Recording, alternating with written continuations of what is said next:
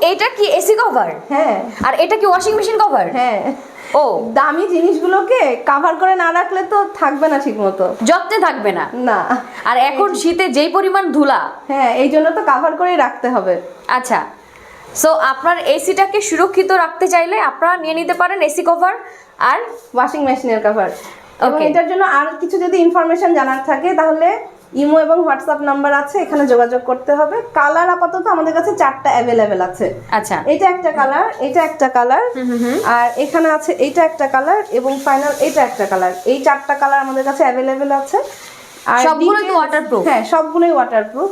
Okay. Details জানতে হোয়াটসঅ্যাপে ইমোতে নক করতে হবে। আপনাদের ওয়াশিং মেশিনের সাইজ এবং এসি সাইজ বলে আপনারা যদি হচ্ছে স্ক্রিন দেওয়া নাম্বারে যোগাযোগ করেন, যে কোনো সাইজ হচ্ছে দেওয়া যাবে।